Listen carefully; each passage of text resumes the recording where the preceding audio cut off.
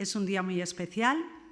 Cada 8 de marzo, cada Día Internacional de la Mujer, es una excusa para la sociedad, a la vez que es una oportunidad para instituciones de todo tipo y especialmente para la nuestra.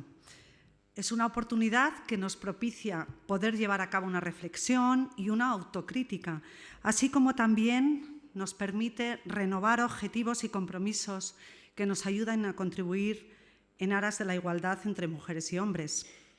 Evidentemente, y eso está claro, la situación de la mujer en las sociedades avanzadas como la nuestra no es igual, desgraciadamente, que la de millones de mujeres en sociedades en otros países, donde incluso las propias constituciones reflejan la desigualdad de partida.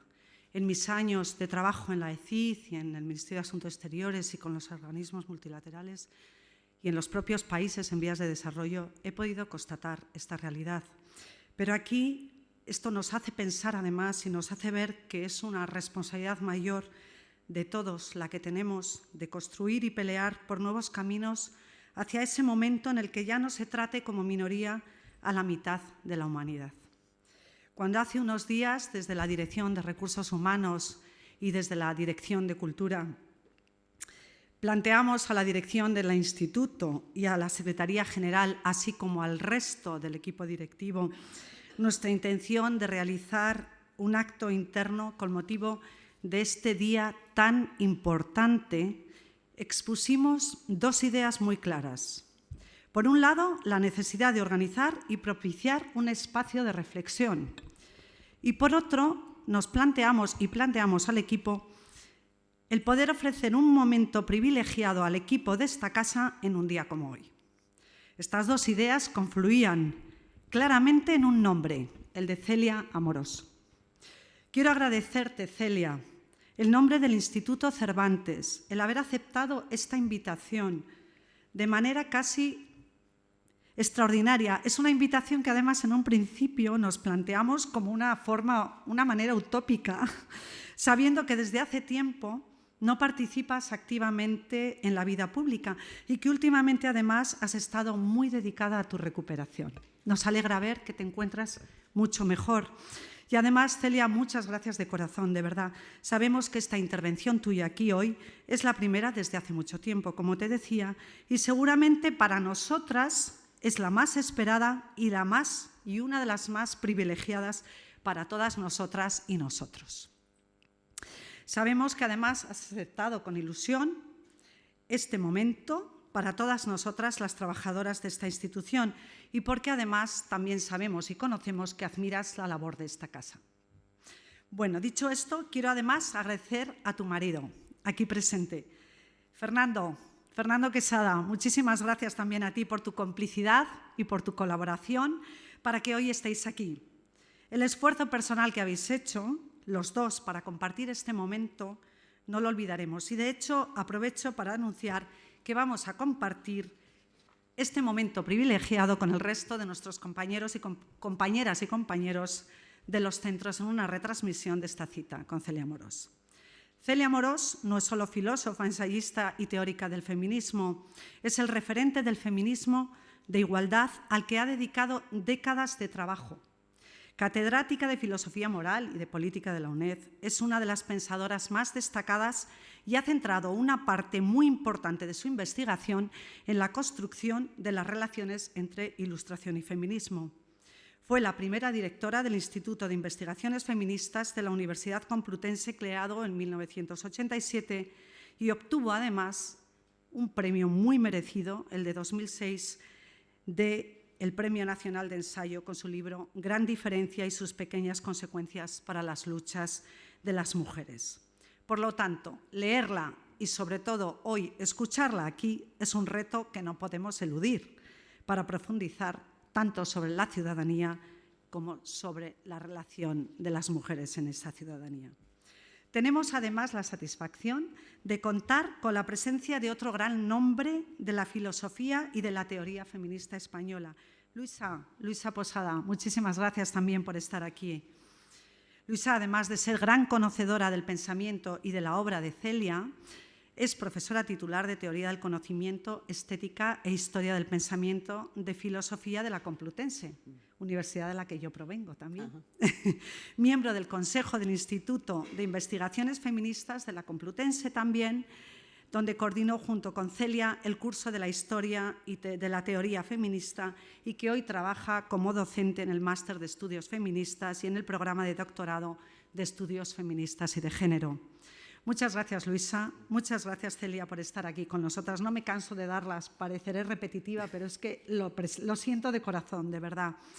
No he querido hacer una presentación exhaustiva de ambas, de nuestras invitadas, porque ellas mismas van a proceder a llevar a cabo un diálogo sobre esta materia tan importante, tan necesaria para todas nosotras, y ya son ellas quienes nos van a poner de manifiesto toda su experiencia, todo su conocimiento y, por tanto, toda su experiencia curricular en la materia. Antes de cederles la palabra a ellas, que son las protagonistas de este acto, sí me gustaría transmitiros que desde la Dirección de Recursos Humanos queremos seguir estando comprometidas con el objetivo de seguir trabajando por conseguir una igualdad efectiva de mujeres y hombres. Queremos llevar a cabo una mejor formación en materia de igualdad y queremos separar el protocolo de acoso sexual y acoso por razón de sexo del protocolo de acoso laboral. Así se lo hemos manifestado ya al Comité de Empresa y así lo hemos aprobado en el mismo. Queremos hacer uso mayor de las posibilidades que la Ley de Igualdad nos ofrece para la selección de puestos directivos, entre otras cosas.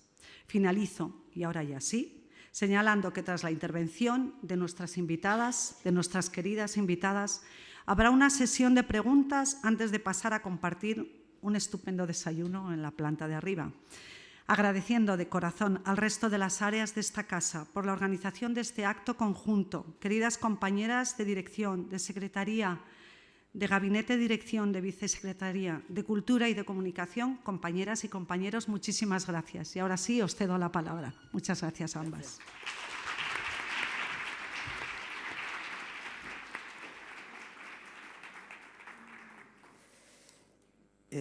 Bueno, muchas gracias por la invitación a estar hoy aquí. Tengo que decir que estoy muy contenta de poder acompañar hoy a Celia en este acto. Estoy muy contenta porque además se hace en un día tan señalado y tan simbólico como es el 8 de marzo, como saben, el Día Internacional de la Mujer, un día en el que además se ha convocado una huelga mundial de mujeres y se esperan muchas movilizaciones. Y sin duda, llegar a este punto también ha sido posible por la colaboración de muchas mujeres y entre ellas de Celia Amorós. Bueno, Celia Amorós, como ya se ha señalado, ha sido catedrática de Filosofía de la Universidad Complutense de Madrid y también de la Universidad Nacional de Educación a Distancia y fue la primera directora del Instituto de Investigaciones Feministas de la Universidad Complutense de Madrid. Desde esta posición académica, su labor ha sido crucial para incorporar los estudios feministas en el circuito universitario. Esta labor la inició ya en el año 1988, cuando dirigió el Seminario Permanente de Feminismo e Ilustración, que se prolongó durante más de 10 años, y ese seminario supuso un núcleo de formación de muchas investigadoras que hoy todavía siguen trabajando dentro de la teoría feminista y desde lo que Celia Amorós ha llamado el feminismo filosófico, al que luego me referiré brevemente. Bueno, Celia Amorós en sus investigaciones ha conciliado lo que ella misma ha confesado que son sus dos grandes pasiones, la filosofía y el feminismo. Yo no voy a dar cuenta de todas las investigaciones, los trabajos, las publicaciones que he realizado porque sería casi imposible, pero sí quiero nombrar al menos algunos de los que han sido sus libros más destacados. Por ejemplo, en 1985, y me interesa señalarlo temprano de la fecha, publica Hacia una crítica de la razón patriarcal. 2 años después aparece Søren Kierkegaard o La subjetividad del caballero. De 1997 es el libro Tiempo de feminismo, sobre feminismo, proyecto ilustrado y posmodernidad. En el año 2000 publica Diáspora y Apocalipsis, estudios sobre el nominalismo de Jean-Paul Sartre.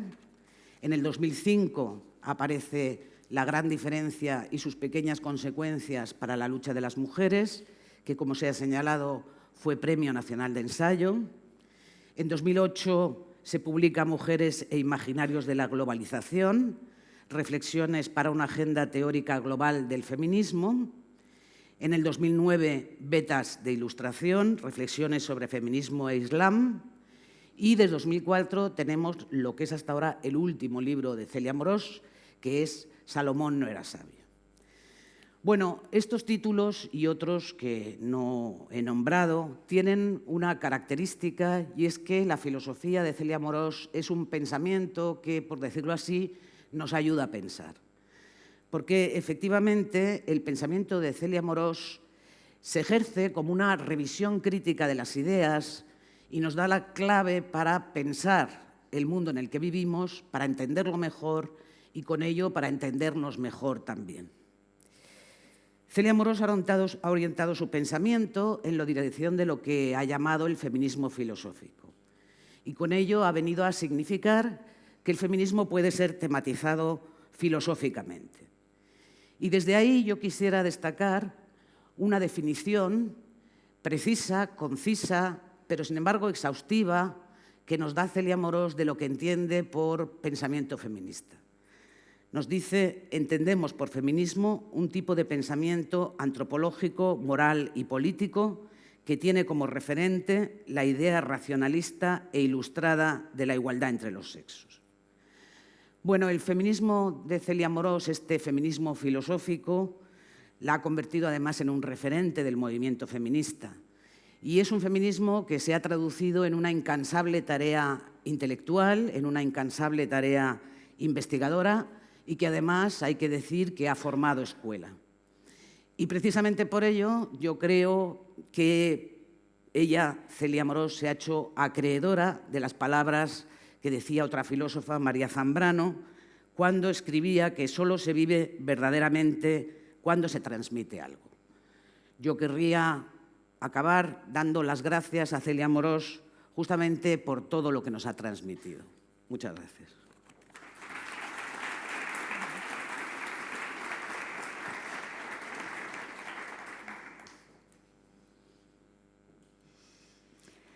Bueno, yo no sé cómo agradecer todo lo que ustedes dicen acerca de mí, todas estas maravillas. En fin, la cosa no da para tanto, ni muchísimo menos. Pero, en fin, estoy encantada por haber recibido esta invitación, por haber podido responder a ella. Estoy sumamente agradecida a la presentación de mi amiga Luisa Posada, porque tengo que decir que es mi amiga, aparte de colega y aparte de lo mucho que hemos colaborado en el seminario de feminismo e ilustración. Y luego a todos ustedes por esta invitación que, bueno, me ha sorprendido muy gratamente y me ha encontrado en un momento de disponibilidad, o al menos he hecho lo posible porque lo fuera, para encontrarme aquí con todos ustedes y tratar de cambiar impresiones acerca de lo que sea el feminismo, porque sobre eso hay una gran confusión. El feminismo puede ser las cosas más extravagantes, puede ser las cosas más... Vamos a ver un poco si colaboramos a la precisión de ideas, porque la precisión de ideas es también muy importante para la lucha. La lucha puede ser errática cuando no se tiene claridad en las ideas. Por tanto, es importante que el feminismo sepa cuáles son sus orígenes, porque cuando se sabe cuáles son los orígenes, pues parece que uno se desvía menos. Los orígenes, por supuesto, se enriquecen, pero nunca se deben perder. Entonces, el grupo nuestro de Feminismo e Ilustración pues ha sido siempre muy partidario de no perder de vista los orígenes. Actualmente hay una gran confusión en las filas del feminismo y, vamos, no es que se trate de marcar líneas dogmáticas, pero sí ciertos conceptos claves, ciertas ideas claves y que vienen a su vez, bueno, refrendadas por una práctica de lucha de siglos. Es un tesoro que hay que conservar y que hay que enriquecer. y que hay que enriquecer pues quienes pueden hacerlo corriendo por las calles, y todos hemos podido, pues tanto de manera práctica como de manera teórica. De las dos maneras hay que hacerlo, de las maneras que uno mejor pueda. Y nada, pues solamente quiero de nuevo pues agradecer a todos ustedes y a toda su presencia y en fin, y pasar ya a la exposición y a la discusión de qué cosa sea esto del feminismo. Bueno, el paper este que he traído se titula El feminismo y la tríada de los ideales ilustrados. Las relaciones de los movimientos feministas con lo que vamos a llamar en un sentido genérico la izquierda han sido tormentosas, paradójicas y ambivalentes. Podemos convenir en que el punto de referencia de los movimientos emancipatorios de la historia moderna lo constituyen los tres lemas de la Revolución Francesa: libertad, igualdad y fraternidad. Ciertamente, en lo que tales lemas expresan, vienen a condensarse los valores fundamentales de la tradición ilustrada. Y, como difícilmente podía ser de otro modo, lo hemos puesto de manifiesto las investigadoras españolas e iberoamericanas reunidas en torno al Seminario Permanente Feminismo e Ilustración. De sabia ilustrada se nutrió el feminismo desde sus inicios. En mi libro Tiempo de Feminismo, sobre feminismo, proyecto ilustrado y posmodernidad, he tratado de reconstruir la génesis del pensamiento feminista europeo al hilo de la formulación de vindicaciones, género emergente y típicamente ilustrado que cabe contrastar con los memoriales de agravios, género preilustrado en que las mujeres expresaban sus quejas por los abusos del poder patriarcal. John Stuart Mill ya advirtió que los oprimidos, a lo largo de la historia, denuncian en primer lugar los abusos de los poderosos y solo más tarde ponen en cuestión las bases mismas de legitimación de un determinado poder. La advertencia del autor de la sujeción de la mujer se aplica muy particularmente al feminismo.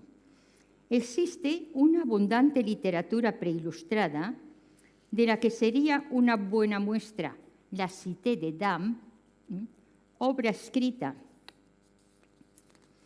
en el siglo XIV por Christine de Pisan, donde la autora responde a las denostaciones de que hace objeto al colectivo de las mujeres el profesor de la Sorbona, Jean de Meung. Sin embargo, Christine de Pisan, una de las primeras mujeres escritoras en Europa, prendida en una lógica estamental según la cual la divinidad desea ser servida de forma diferente por los distintos estamentos, no reivindica igualdad para las mujeres en el acceso a la educación ni a los cargos. Su obra se inscribe de este modo en lo que hemos llamado memorial de agravios. Las vindicaciones solamente se articularán cuando estén disponibles, y ello no ocurre antes del cartesianismo y la Ilustración, una serie de abstracciones tales que, por sus virtualidades universalizadoras, producen la quiebra de las jerarquías estamentales del antiguo régimen. Emergen de este modo abstracciones que son formuladas en términos universalizadores y se las aplica, no obstante, de forma restrictiva, provocando de este modo que los colectivos no incluidos en el ámbito de su extensión formulan su malestar ya no, esto es importante, en términos de quejas, sino de discriminación. La autora de La ciudad de las damas, Christine de Pisan, no habla de discriminación para referirse al trato que recibe el colectivo de las féminas por parte de un tal Jean de Meun, que es un libertino. Y no lo hace por la misma razón por la que un paria no puede sentirse discriminado con respecto a un brahman.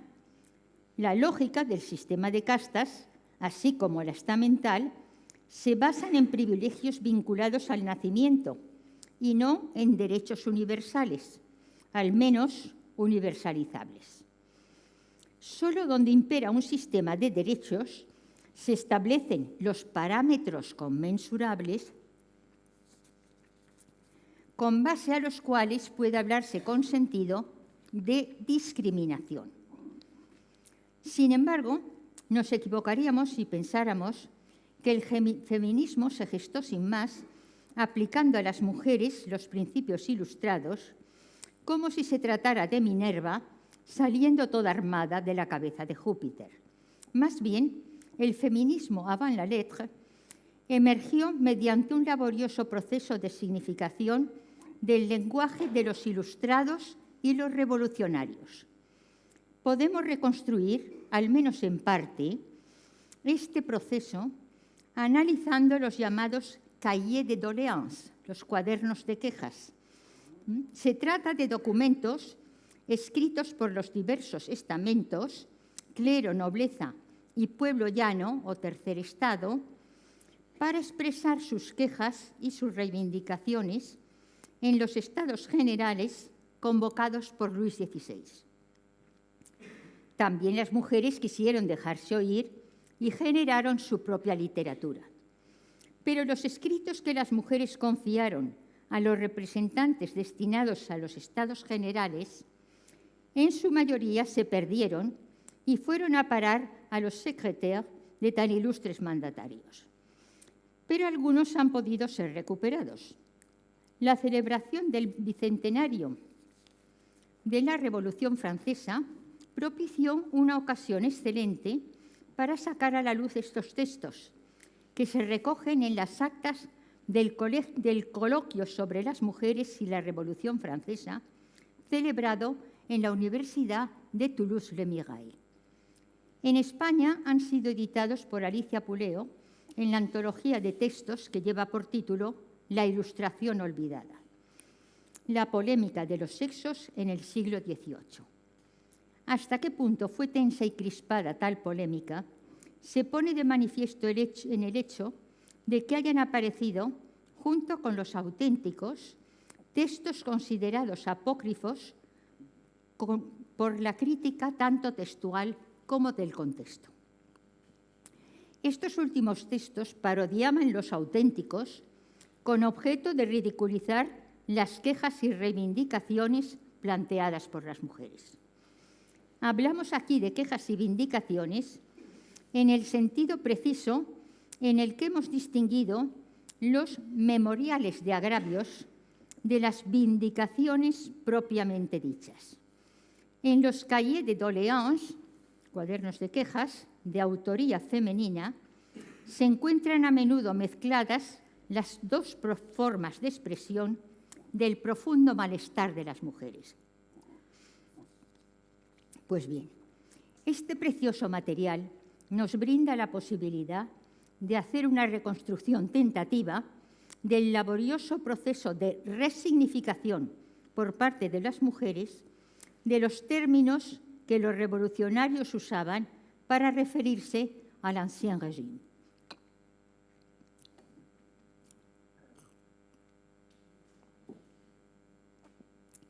Tales términos como derecho divino, aristócratas, privilegios, etc., adquirieron una fuerte carga denostativa a lo largo del proceso revolucionario.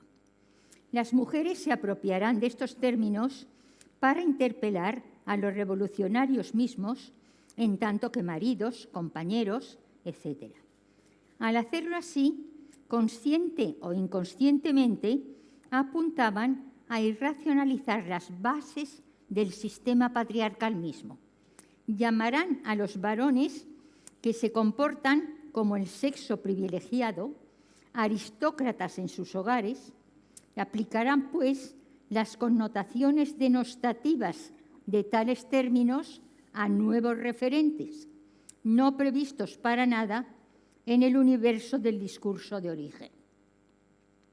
Pero en la medida en que el nuevo lenguaje revolucionario se forjaba para deslegitimar al ancien régime, su resignificación por las mujeres adquiría el sentido de irracionalizar el propio dominio masculino.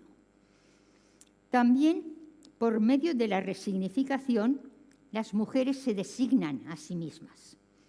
Podemos apreciar lo que esto implica si tenemos en cuenta que Simone de Beauvoir se refirió a la mujer como una heterodesignación, es decir, como un producto del discurso de los varones que normativiza la feminidad, determina lo que las mujeres son y deben ser. Pues bien, en un texto perteneciente a los Cahiers de doléances, los cuadernos de quejas, su autora, que firma como la pauvre Javot, se refiere a nosotras, poniendo así de manifiesto la nueva conciencia emergente de las féminas como colectivo, como el tercer estado dentro del tercer estado. Se trata de un caso pregnante del poder de interpelación que tiene el desplazamiento de la lógica antiestamental. El tercer estado no se estabiliza como estamento, sino que representa la disolución misma de la lógica que imperaba en el sistema aristocrático de estamentos y lo aplica a la lógica antipatriarcal. Pues la exclusión de las mujeres de la ciudadanía emergente era percibida, al menos por algunas de ellas, como el colmo de lo paradójico. Vienen a decir, vosotros, hombres revolucionarios, restauráis la tan denostada lógica estamental de los privilegios al instituir la jerarquización entre dos estados llanos, el que representáis vosotros y el que nos adjudicáis a nosotras.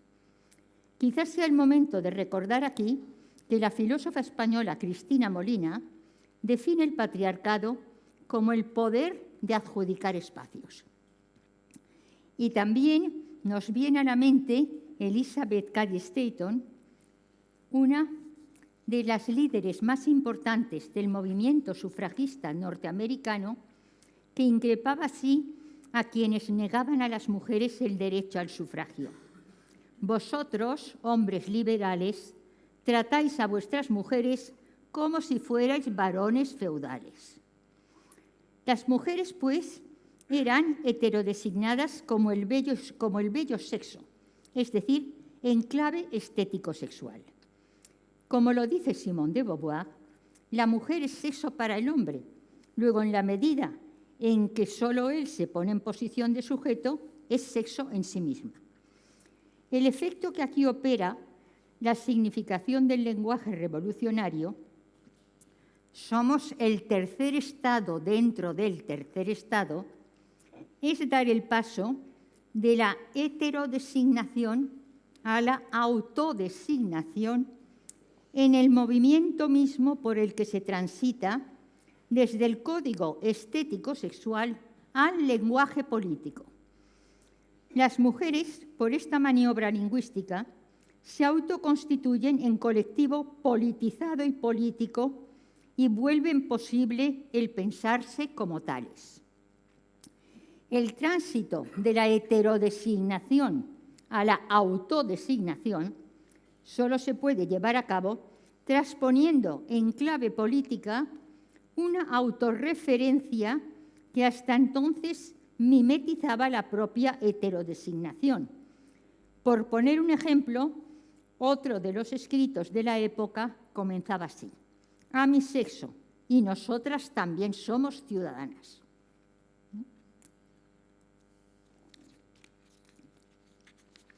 La polémica acerca de la ciudadanía de las mujeres en la Revolución Francesa pone de manifiesto que la relación del feminismo con la izquierda tampoco ha sido nunca de armonía preestablecida, Por supuesto que con la derecha ha sido mucho peor, por no decir nula. La relación ha sido y será siempre irreductiblemente conflictiva. La idea de ciudadanía surge como una abstracción polémica con respecto a la sociedad estamental, como una abstracción polémica. Se trata precisamente de no considerar pertinente, a efectos de ser considerado como sujeto de derechos, la pertenencia a un determinado estamento de la sociedad, de esa misma sociedad estamental a la que se trata de deslegitimar. Pues bien, las mujeres y sus defensores, por ejemplo Condorcet, razonan de un modo tal que podríamos reconstruir así. Si ser noble o plebeyo es una característica adscriptiva relativa al nacimiento y que, por tanto, no debe ser tenida en cuenta para el acceso a la ciudadanía, entonces el ser varón o mujer, que es asimismo una característica adscriptiva dependiente del nacimiento y no de los méritos, deberá ser considerada indiferente a efectos de ingresar en la tan anhelada ciudadanía. Por su parte, los jacobinos, no todos ellos, pero la mayor parte, herederos de la misoginia del Rousseau, autor de la Educación de Sofía, recharán de plano la analogía que las y los feministas establecían entre la distinción entre noble y villano y la diferencia entre hombre y mujer.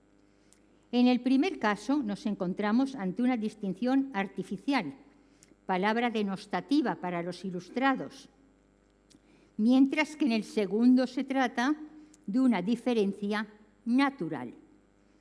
La apelación a la naturaleza, como el orden adecuado y deseable de las cosas, tiene para los ilustrados un sentido normativo, ya que el término funciona como paradigma legitimador de todo aquello que quiere refrendarse.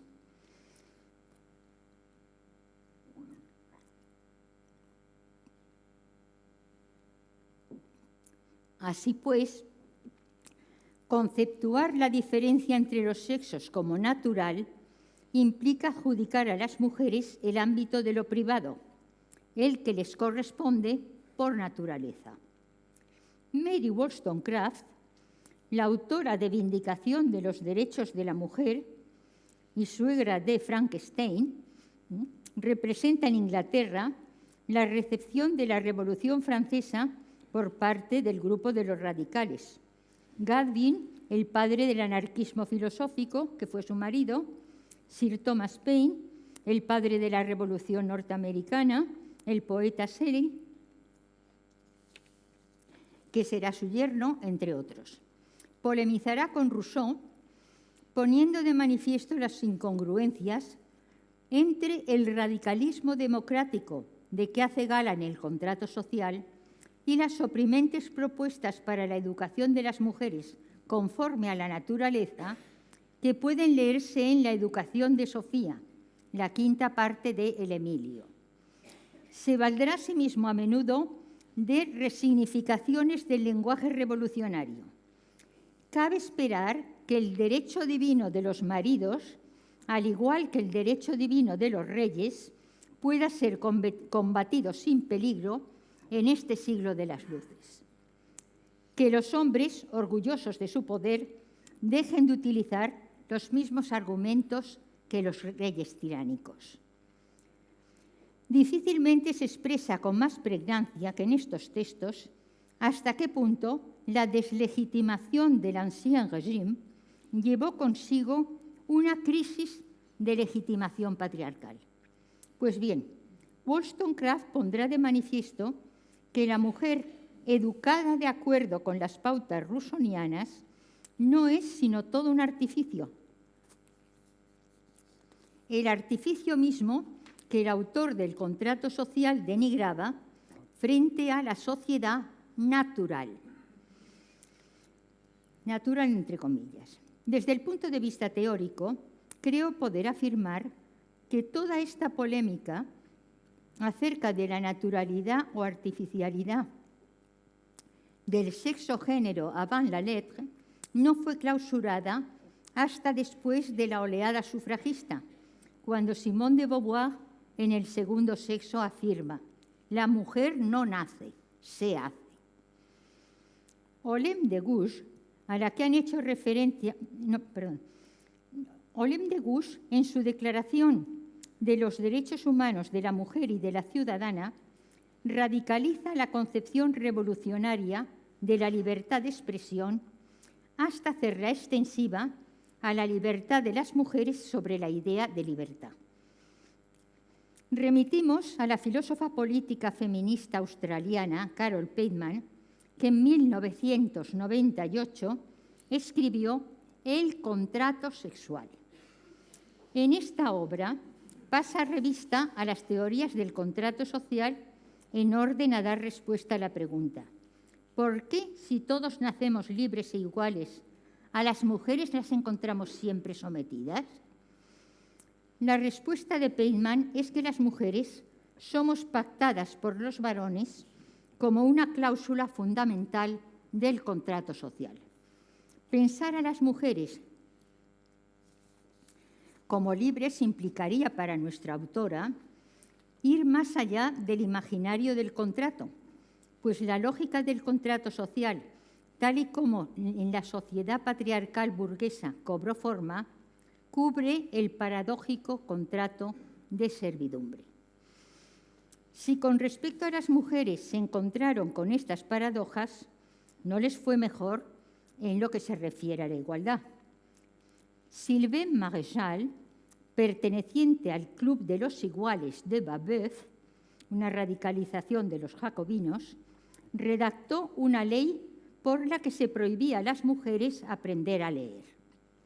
Los detalles de esta genial ocurrencia, en 1801, pueden encontrarse en la obra de Geneviève Fraisse, Musa de la razón.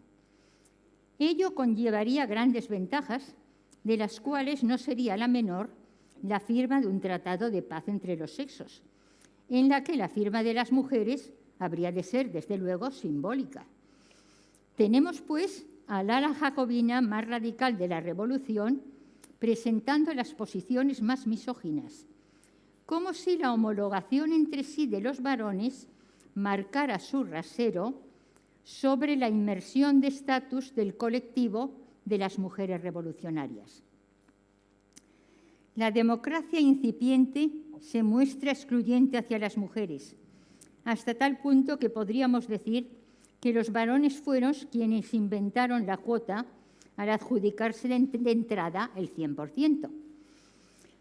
El pensamiento feminista ha elaborado notablemente la idea de igualdad, quizá porque las mujeres hemos padecido y seguimos padeciendo discriminaciones en distintos ámbitos y en diferentes niveles. La han desgranado en sinónimos y explanaciones tales como equipotencia, Amelia Valcárcel, equifonía o igualdad en el acceso al discurso público, Isabel Santa Cruz, equivalencia, etc. En conjunto, la igualdad ha tenido menos fortuna que la libertad en las plasmaciones de los grandes ideales de la Revolución Francesa y continúa siendo el test sine qua non con el que se ha de contrastar siempre la sensibilidad y el comportamiento de la izquierda.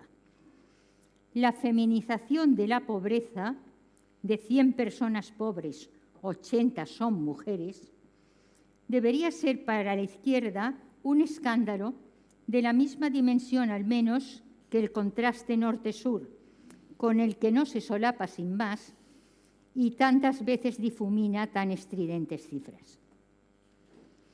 Y no es de extrañar un fenómeno como este si se tiene en cuenta que las mujeres solamente ocupamos el 10% de los puestos de responsabilidad en el mundo. Las democracias, de este modo, seguirán teniendo un fuerte déficit de legitimación mientras tales desequilibrios no se corrijan. Por último, la fraternidad. se plantea de entrada con un sesgo patriarcal que se pone de manifiesto en el nombre mismo que hace referencia a la condición de los hermanos, no al de las hermanas. Tiene por ello un efecto perverso al proyectar este mismo sesgo sobre la libertad y la igualdad, pues parece poner de manifiesto que estos nobles ideales solo rezan para los varones. De hecho, en el imaginario del contrato social al que nos hemos referido, aparecen como sus sujetos los varones. En el cuadro del pintor francés Jean-Louis David, El juramento de los Horacios, en 1984, emblema del juramento cívico, la virtud cívica y el heroísmo, vienen representados por las figuras masculinas, que sellan un pacto bajo juramento. A las mujeres, las eternas pactadas, se las representa un grupo en un segundo plano. No es de extrañar, pues, que las feministas hayamos elaborado por nuestra cuenta la idea y las prácticas de la sororidad, empezando por acuñar el nombre. Pues sí se tiene en cuenta que las mujeres hemos sido, y en alguna medida continuamos siéndolo, el objeto transaccional de los pactos entre los varones, la práctica de tejer redes y pactos entre mujeres aparecerá necesariamente como revolucionaria. Así pues, la relación del feminismo con la tríada de los ideales de la Revolución Francesa es compleja y paradójica. Por una parte, este movimiento se nutre de su savia ilustrada y revolucionaria. Por otra, el troquelado patriarcal de estos ideales está en la base de una permanente tensión y una redefinición permanente de los mismos desde las aspiraciones feministas. No sé si esta presentación puede parecer como si quisiera pinchar el globo de la armonía preestablecida entre las convicciones y los objetivos de la izquierda y los del feminismo. Pero la izquierda ha tenido ya duras experiencias de pinchazo de sus globos, razón de más para reflexionar. Espero, con estas consideraciones, poder aportar algún elemento de reflexión para nuestros debates. Y bueno, espero con esto haber aportado algunas sugerencias para que sea posible el debate que ustedes desean. Muchas gracias.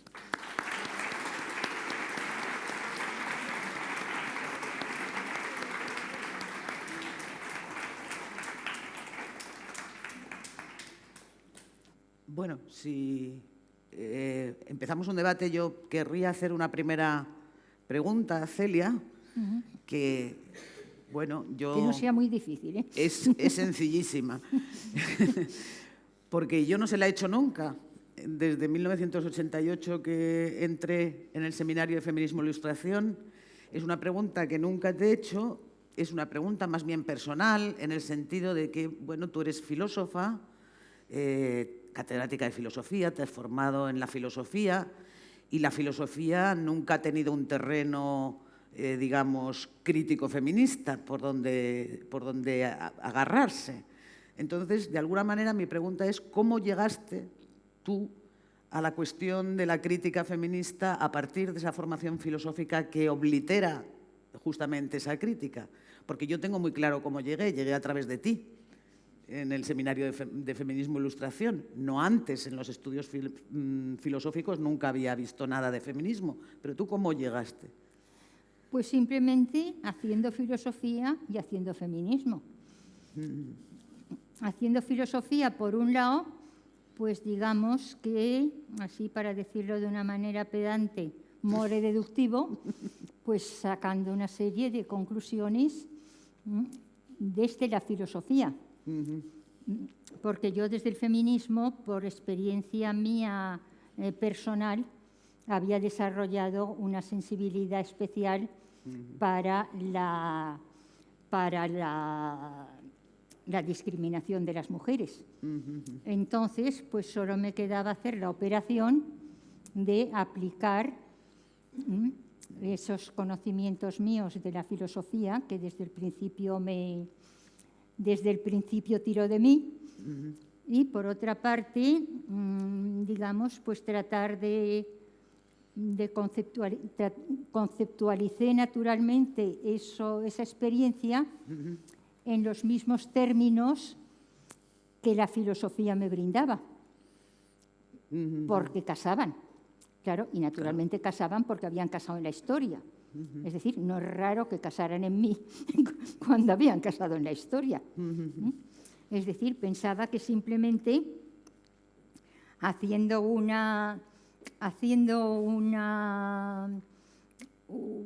profundizando en lo que era la idea de vindicación. La idea de vindicación siempre le he encontrado una garra política que no tienen otras ideas. A mí, como me vienen con las deconstrucciones, me quedo antes con mi vindicación. La vindicación tiene esa garra, la vindicación tiene, además, que a través de los siglos sigue teniendo su fuerza revolucionaria, su fuerza emancipadora. Entonces, claro, a mí me vino pues por la convergencia de mis estudios de filosofía y mis experiencias personales. Digamos, aquello que servía para conceptualizar, yo tenía la manía de conceptualizar, y aquello que me servía, que me encajaba para conceptualizar mis experiencias personales, y bueno, que tuve la suerte de tener unos estudios universitarios, fue precisamente el conceptualizar esas experiencias en esos términos que a mi modo de ver encajaban conceptualmente muy bien. Digamos que desde allí encontré también la diferencia que para mí era clave entre las vindicaciones y los memoriales de agravios. El feminismo era avant la lettre, porque solo fue feminismo con la vindicación. Antes era memorial de agravios.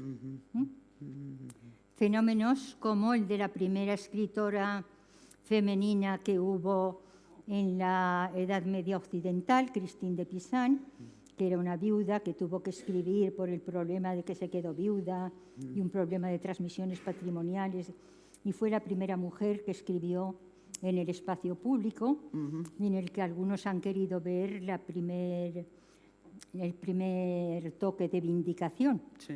Pero yo eso no le llamaría vindicación propiamente, lo llamaría memorial de agravios, porque Christine de Pisan no le pide a la Virgen, no le pide a la Virgen precisamente para todas las mujeres un hacer justicia, para todas las mujeres, sino simplemente que para todas aquellas a las que un libertino, un tal Jean de Meung, un profesor libertino de la Sorbona, digamos, había denostado a todas las mujeres, digamos, pues ella tomó la pluma para defender a esas mujeres. Y nos hemos preguntado, yo misma me lo he preguntado y he tenido mis dudas, ¿es eso vindicación? Pues no es vindicación. No es vindicación porque no existe todavía ese horizonte totalizador. Claro. Y entonces es ese horizonte de abstracción en el que caben todas las mujeres en cuanto tales, sino que es un memorial de agravios porque se les ha hecho objeto de tales a un grupo de mujeres, a las cuales se les debe, por tanto, de dar su compensación. Pero es una compensación a un grupo de mujeres. Pero no tenemos el horizonte de la vindicación. Claro. El horizonte de la vindicación no lo tenemos porque no tenemos conceptos universalizadores, digamos, no tenemos el paraguas que necesitamos para esa lluvia. Claro. Hace falta ese paraguas. Tampoco ese paraguas, si ese paraguas lo tenía también, pues lo podían tener los marajás, lo podían tener pero no sirve para la vindicación. Claro. No sirve para la vindicación porque no es un techo ajustado, solamente sirve para algunos que tienen por herencia, que tienen por privilegios de herencia, les van recibiendo esos privilegios, pero son privilegios que van de unos a otros, pero el salto a la vindicación no se da. Solamente donde se ha dado ese salto, y ha sido en la Revolución Francesa y en la Revolución Sufragista Americana, de la cual no he hablado porque se hubiera hecho todo demasiado largo, y porque conceptualmente quizá es más interesante la Revolución Francesa que la Revolución Sufragista, conceptualmente, desde el punto de vista de toda una serie de influencias históricas, no es el caso de establecer comparaciones, ¿no? Pero conceptualmente quizás se ve más claro, desde la idea de vindicación se ve quizá más claro en la Revolución Francesa que en la Revolución Sufragista. En la Revolución Sufragista ya tenemos la declaración de Seneca Falls, que es donde las mujeres americanas, en esa declaración, digamos que sacaron las consecuencias aplicadas a las mujeres de la Declaración de Derechos americana. Desde ese punto de vista tiene, si se quiere, mayor potencialidad política la vindicación tal como la forjaron los europeos, a mi modo de ver. Aunque, digamos, tuvo un potencial enorme el que de ahí se derivara el movimiento sufragista, claro. Sí.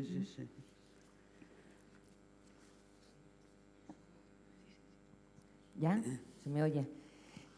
Bueno, yo primero quería darles las gracias por la charla, que ha sido muy interesante. Y luego quería plantearle una cosa que a mí me llama la atención. Yo echo a faltar a veces, cuando se habla del feminismo o de los orígenes del feminismo, el adjetivo occidental. Quiero decir que muchas veces desde muchos foros feministas no se está lanzando un mensaje rotundo hacia la situación de las mujeres en esa otra mitad del mundo donde las teocracias las están convirtiendo en muchos sitios prácticamente en animales. Antes la profesora Amorosa ha hablado de la posición de la izquierda en esto del feminismo, y yo también me extraña la posición de la izquierda hacia el hecho de la crítica de la situación de la mujer en lo que no es Occidente, quizá porque no se sabe muy bien poner los límites entre lo que es respeto a las otras culturas, multiculturalismo, la alianza de civilizaciones y la denuncia de la situación de la mujer en esos sitios. Entonces me gustaría saber qué piensa usted al respecto. Yo pienso al respecto que la idea de vindicación, repito, surge en Europa. Y en la Revolución India es donde se traspasa esa idea, también esa idea de vindicación, cuando hay un movimiento revolucionario. Y entonces, con ese mismo movimiento revolucionario, se traspasa la inyección vindicativa. Donde no se ha traspasado, en mi opinión, donde no se ha inyectado esa savia vindicativa, propiamente no se ha producido una revolución. En la India ha habido revoluciones desde los tiempos de Gandhi, algunas de ellas que sí llevaban claramente el sello vindicativo racionalista. Luego ha habido, si se quiere, toda una serie de luchas contra privilegios, pero que no tenían ese sello racionalista. Ese sello racionalista que tiene la posibilidad siempre de que de ellas se deriven mayores vindicaciones, no se queda nunca ahí. Donde se han implantado vindicaciones, de ahí se generan más vindicaciones. Pero donde la semilla de la vindicación no se ha sembrado, nos quedamos quizá en revueltas, nos quedamos quizá en protestas, por ejemplo, hasta cosas tan tremendas como la quema de las mujeres viudas. Y se dice, pues no, señor, no se quema a las mujeres viudas, qué barbaridad. Y tenemos aquí una protesta tremenda. Pero podemos preguntarnos, ¿es lo mismo una protesta que una vindicación, políticamente hablando? Es decir, no se trata de lo que sea una barbaridad, que lo es, ni de minimizar eso. Pero políticamente hablando, es decir, en cuanto a la capacidad de extensión que tiene la idea, políticamente hablando, es la vindicación de donde surge.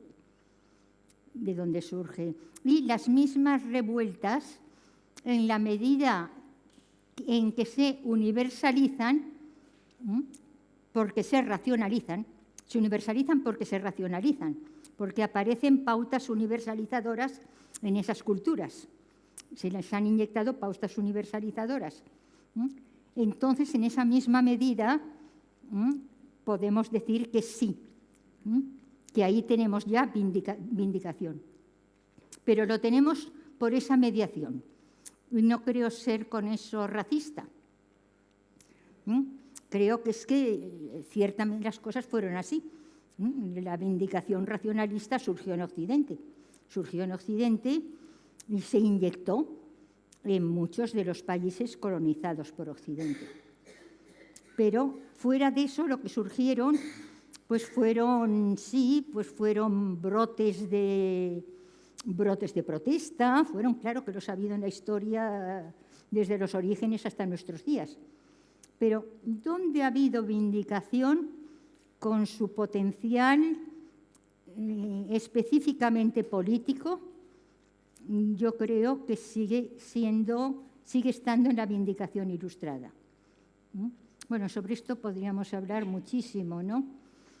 Porque en los países no occidentales, donde el ideario ilustrado occidental ha penetrado, se han podido consolidar grupos feministas vindicativos, podríamos decir, ¿no? Sin embargo, esto es una hipótesis que tengo muy poco clara, pero ¿tú has leído también el libro de Asun Oliva? Sí. Sí. Y podemos ver un libro de otra amiga nuestra que ha estudiado desde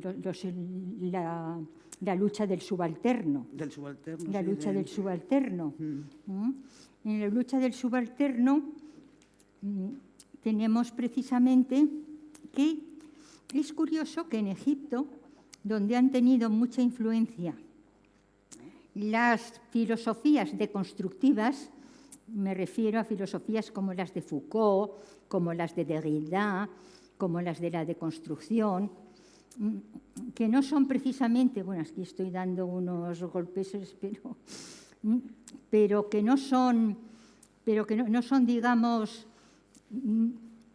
no podríamos decir que son racionalistas, son deconstructivas, con la tradición occidental, y precisamente donde han aparecido esas filosofías llamadas deconstructivas,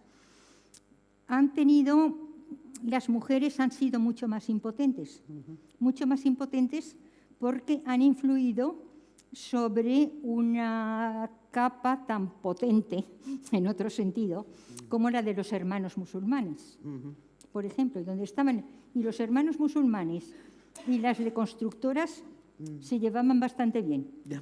Y se llevaban bastante bien frenando las vindicaciones, frenando el feminismo, lo que entendemos nosotras por feminismo tradicionalmente.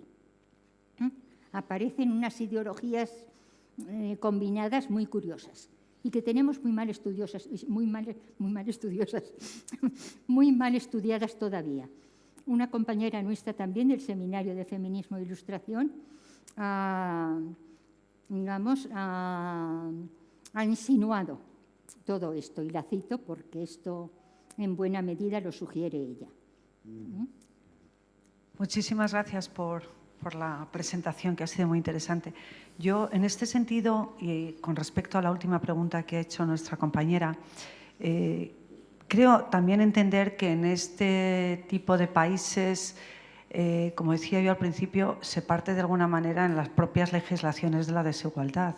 El que no haya una influencia del individualismo, que es parte del éxito de la ilustración, ¿no?, donde prima ese individualismo, pues ocurre que en sociedades como en este tipo de sociedades donde no existe eso, donde lo que se prima es el grupo, es muy difícil que finalmente pueda surgir esta vindicación de la que tú hablas, ¿no? Por añadir algo más dentro de este, pues el caso de Egipto o algún otro país de ese tipo de cultura musulmana, donde el individualismo es prácticamente inexistente, ¿no?, y donde lo que vale es la umma, la nación, el grupo. Por eso quizá esté costando más o sea más difícil que las mujeres puedan participar en este tipo de grupos feministas, que los hay también, pero de otra manera, ¿no? Sí, estoy completamente de acuerdo. De acuerdo, sí. No está muy bien que participe yo en la discusión, puesto que ya la tengo en casa, pero yo creo que ella no ha sido, digamos, precisa en su evolución, y aunque me voy a referir a esta discusión que se está planteando, porque pudiera parecer que tu pensamiento sería xenófobo, sería discriminatorio, pero iré a otra raíz. Pero yo me acuerdo que yo me enamoré de Celia pues cuando tenía 10 años, porque leí un cuento que hablaba de la República, de un señor que quería ser republicano, y bueno, pues anduve buscando quién era esa chica, y resulta que era Celia, que se discute en la familia todavía la edad en que lo escribió, pero parece que fue a los 5 años, escribió un cuento donde un señor que era presidente era republicano, y cuando vio que el pueblo no se podía unir y él no podía hacer lo que podía, pues se hizo buzo para huir de eso. Y en segundo lugar, quisiera decir que esa es una parte, digamos, narrativa y novelesca que ella no ha cultivado nunca la novela, ha cultivado siempre la filosofía, pero de pequeñita daba señales de ser novelista. Y hay otro fenómeno que, cumpliendo lo que tú decías, Luisa, yo creo que tú tenías 19 años o 20 cuando expusiste en Valencia el libro de Simone de Beauvoir. Es decir, que tu comienzo, tu experiencia viene de muy lejos, de los 19 o 20 años cuando tú eras delegada de Cultura en Valencia y expusiste eso en la Facultad de Filosofía. Es decir, ya leías a Simone de Beauvoir con 19 años y eso creo que forma parte de tu experiencia y no simplemente la capacidad de la filosofía que hay después. Pero lo que estamos discutiendo ahora, yo creo que lo que separa totalmente un mundo de otro es la idea de que haya o no pensamiento autocrítico radical. Es decir, que tú tengas capacidad, cada individuo tenga capacidad de poder poner en cuarentena lo que le ha ligado la tradición, sean los dioses, sea el Estado, es decir, que por primera vez se manifieste un pensamiento autocrítico radical. Y eso solamente existe en el mundo griego, que es el que comienza la civilización occidental.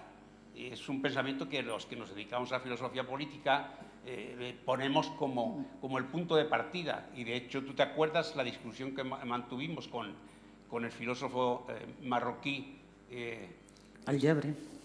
Al-Jabri, que pretendía que desde el mundo islámico se pudiera construir un pensamiento equivalente a la universalidad que daba el pensamiento autocrítico. Había escrito 10 tomos sobre la razón islámica, pero no acabamos, lo invitaste tú para que viniera aquí a Madrid, pero no acabamos nunca de poder Falleció el pobre al mes falleció de haber inmediatamente, venido. pero tampoco en su filosofía se vio el paso a esa universalidad. Es decir, que incluso el mundo islámico se da cuenta, como él, de que necesita un pensamiento autocrítico, es decir, que sea capaz de poner en cuarentena, en crisis, todo lo recibido por la tradición. Y eso es lo que falta, digamos, y no ha existido. El economista de Sen intentó mostrar que en la India había grupos de mujeres que ya desde muy temprano tuvieron ese tipo de comportamiento más o menos democrático, pero pronto rechazó la idea de que tuviera nada que ver con el mundo griego. A partir del pensamiento griego, autocrítico, si no lo hay, es imposible que se pueda dar el salto a la idea de igualdad. Sí, la vindicación va íntimamente unida al pensamiento autocrítico. Si no fuera así, no tendría esa fuerza.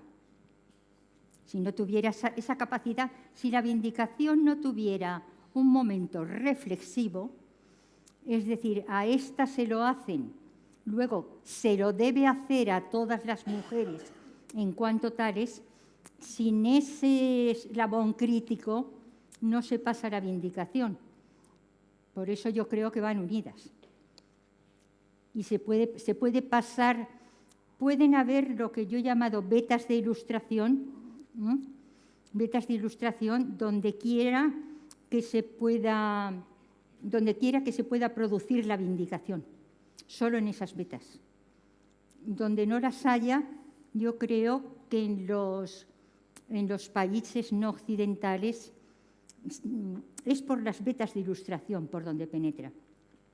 Y por esas vetas de ilustración vienen precisamente las incisiones críticas. Si no, no se configurarían como tales, creo yo.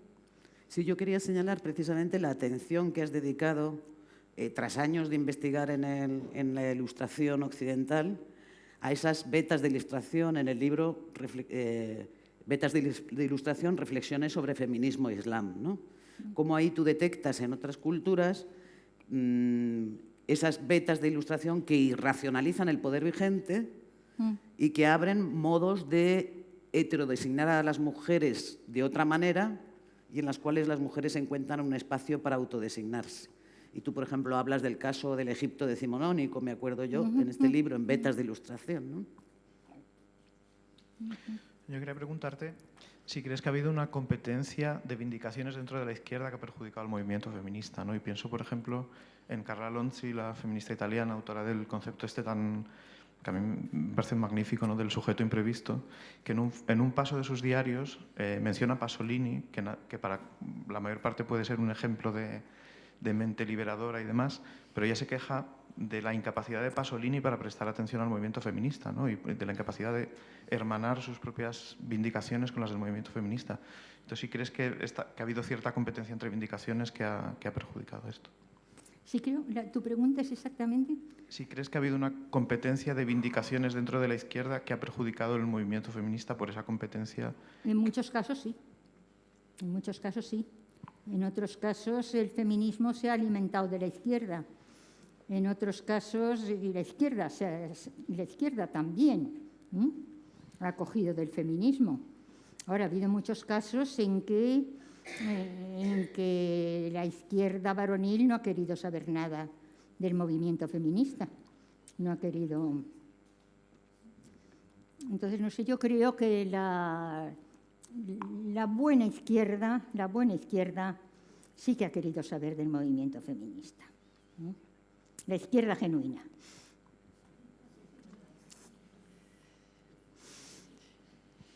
Muy bien, si no hay alguna otra pregunta. Sí, vale. Pues si no os importa, yo creo que puede ser la última pregunta, la tuya, y luego podemos seguir hablando con nuestras invitadas en el desayuno, si os parece bien a todos, ¿vale? Gracias. Muchas gracias a la profesora Amorós por su intervención.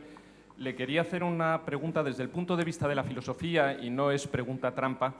¿Podemos hablar de vindicación en el terreno de la teología feminista, especialmente todo lo desarrollado en el ámbito protestante? y en concreto desde todo el contexto evangélico y luterano donde tanto se ha desarrollado y también en menor medida en el mundo católico?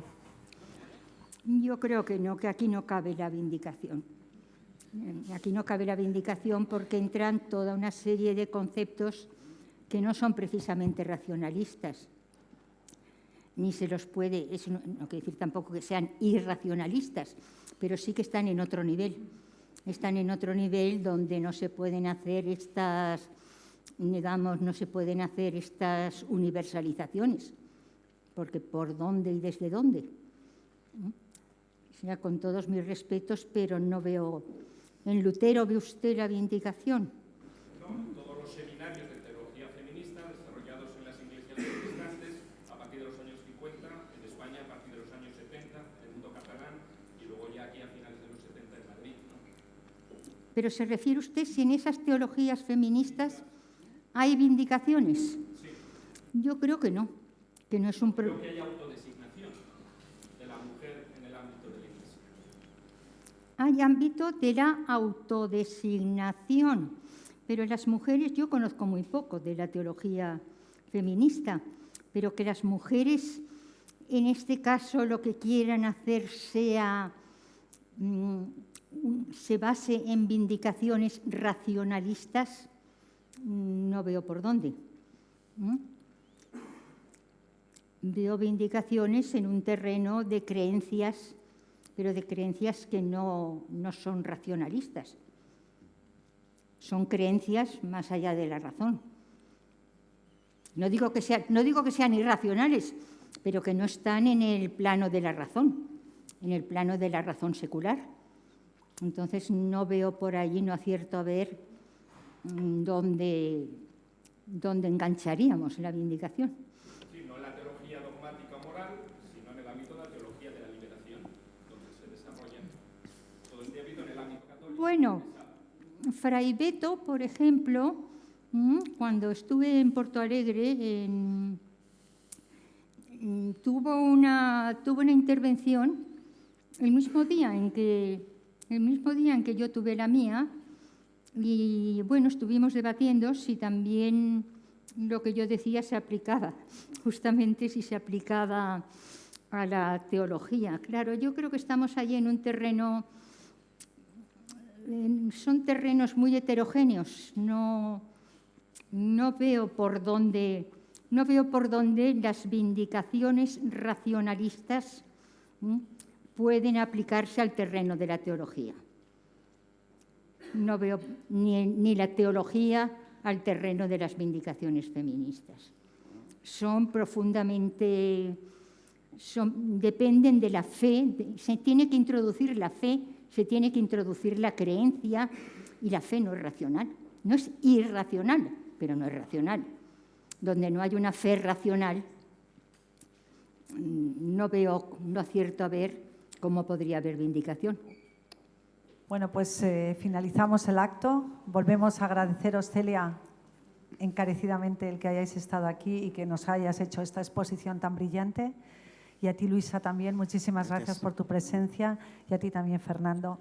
Muchísimas gracias a los tres. Ahora os invitamos a disfrutar de un desayuno muy merecido. Muchas gracias.